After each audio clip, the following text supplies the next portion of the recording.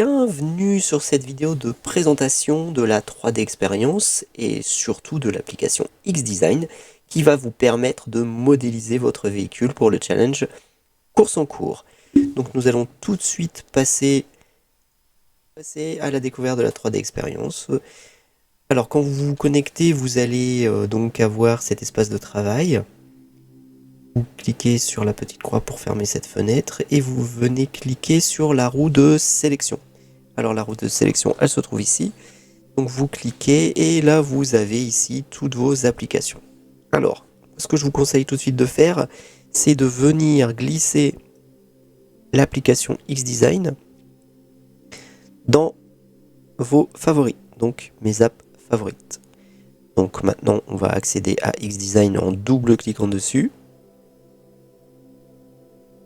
Donc là, vous avez votre espace de travail qui se charge. Vous attendez un petit peu. Vous allez avoir un chargement. Voilà, il est en cours. Voilà, ici, donc, on a notre zone de travail. Vous pouvez fermer ce volet pour avoir votre zone de travail sur la totalité de votre écran. Vous allez cliquer sur Nouveaux composants. Alors, nous allons fabriquer un bloc. On va l'appeler bloc 1. Nouvelle pièce. Faites comme vous voulez. Hop. Vous donnez des noms qui vont vous permettre de retrouver vos pièces facilement. Alors ici, nous avons notre zone de travail. Sur la partie gauche, nous avons le gestionnaire de conception. Ce gestionnaire de conception, vous allez y retrouver l'arborescence de conception. Donc vos différents éléments, vos esquisses, vos fonctions. Ici où on retrouve notre zone de travail, donc ici nos 3 plans qui forment notre axe de référence. Donc ici nous avons nos 3 axes X, Y et Z. Et ici nous avons l'unité utilisée, les millimètres. Nous utilisons toujours les millimètres en cours de technologie. Donc en bas nous avons les outils, donc qui sont rangés en différents onglets. Donc ici, standard, vous allez retrouver créer une nouvelle pièce, fermer, enregistrer. Ici vous avez esquisse et fonction. Alors regardez bien, vous avez en dessous à chaque fois des petites flèches pour certaines icônes, donc il faut cliquer dessus pour pouvoir les développer. Vous allez voir tout à l'heure que nous allons faire un enlèvement de matière. Pour le trouver, n'oubliez pas que ça se trouve ici au niveau de l'extrusion. Donc il faut bien vous en rappeler, c'est une partie importante, ça vous évitera de chercher. Alors, nous repartons sur notre onglet esquisse, nous allons créer une nouvelle esquisse. Alors on va cliquer sur l'outil et on vous dit ici que la sélection est nécessaire. Alors vous allez choisir un plan, sinon on va utiliser celui-ci. Et tout de suite, là vous avez un nouvel espace de travail qui apparaît. Alors on voit qu'on est sur l'utilisation de l'esquisse parce que tout simplement notre espace est quadrillé. Alors on va commencer à tracer notre esquisse. On va utiliser l'outil ligne. On clique simplement dessus. Alors moi je vais partir de l'origine. Je clique une première fois sur l'origine. Donc ici je peux entrer ma valeur. Donc je vais entrer 80. Et vous voyez, mon segment fait 80 mm. Donc je vais pouvoir bouger ma souris. Et regardez, si je le place à la verticale, un petit V apparaît pour bien me confirmer que c'est bien vertical. Et si je le mets à l'horizontale, j'ai la même chose. Donc ça va vous aider ça à placer correctement vos différentes lignes. Alors moi je veux la mettre à la verticale, donc je me positionne ici, je clique une deuxième fois sur le bouton gauche. Là je viens ici saisir 60. Voilà. Je veux le placer à l'horizontale.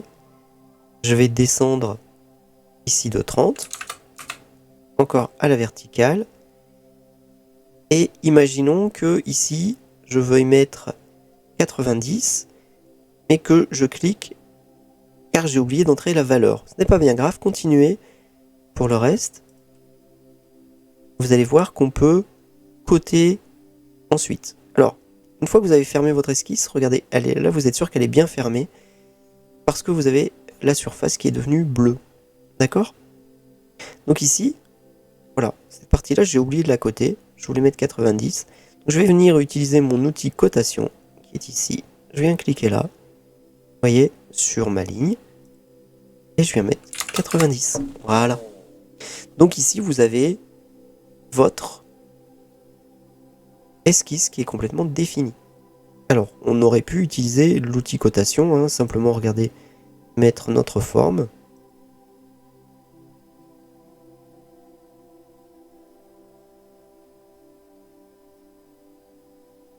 Et coter ensuite. Alors ça, c'est vous qui voyez, vous utilisez ou l'une des deux méthodes ou les deux méthodes si vous avez oublié de coter des choses. Mais voilà, vous voyez, ici je mets 60, 80, 30. Ah, on va l'effacer. Voilà, pour l'effacer, on vient sélectionner notre cote et on vient appuyer sur la touche supprime. Là.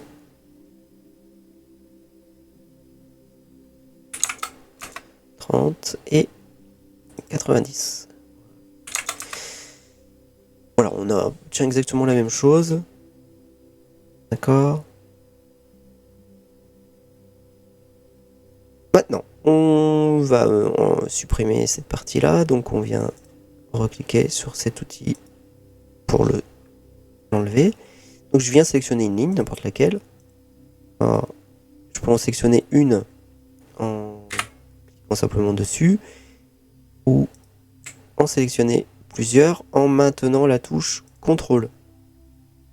Une fois la touche CTRL maintenue, vous avez vu, j'ai pu sélectionner plusieurs, et là je viens appuyer sur la touche supprime, et ça vient effacer l'ensemble de nos segments. Alors ici, une fois qu'on a terminé notre esquisse et qu'elle est cotée et définie correctement, on va pouvoir valider. Donc on vient accepter l'esquisse, on clique, voilà. Là on sort de notre esquisse. Alors maintenant, on va appliquer une fonction sur cette esquisse. Donc je vais venir cliquer sur fonction. Donc moi je vais vouloir faire une extrusion, donc créer de la matière. Donc je vais cliquer ici sur extruder. Vous voyez ici dans sélection de profil, j'ai rien. Si je n'ai rien, je viens ici cliquer sur mon esquisse pour bien dire voilà, c'est sur cette esquisse là que je veux appliquer ma fonction.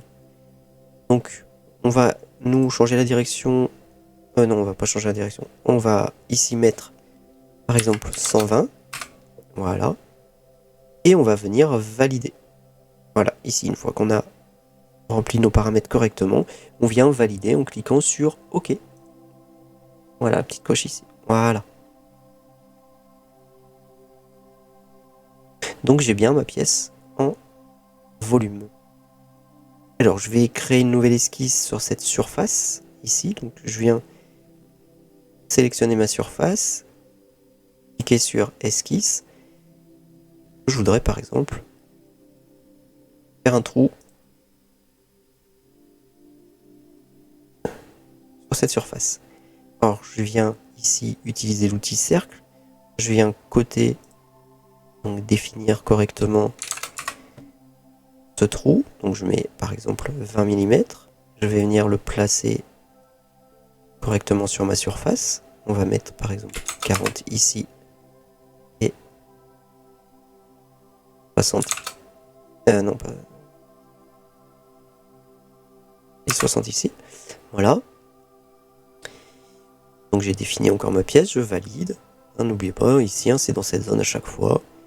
Et je viens faire ma fonction. Alors, c'est pas une extrusion, mais c'est enlèvement de matière par extrusion. Donc en fait, vous retrouvez l'outil que l'on souhaite utiliser ici. Donc je viens cliquer sur mon petite flèche de sous-menu. Je viens cliquer sur mon esquisse. Moi c'est esquisse 2, ça correspond à esquisse 2. Et je vais le faire jusqu'au suivant. Donc en fait jusqu'à la prochaine surface. Et je valide. Voilà. J'ai cette fois-ci un trou qui est percé. Alors pour déplacer ma pièce, je vais maintenir le bouton gauche de la souris. Et je déplace ma souris pour changer de vue. Si je veux faire un zoom, j'utilise la molette de ma souris. Alors voilà, c'est tout pour cette partie où on a créé un simple volume. Dans la prochaine partie, nous verrons comment créer une pièce de révolution. C'est tout pour cette première partie.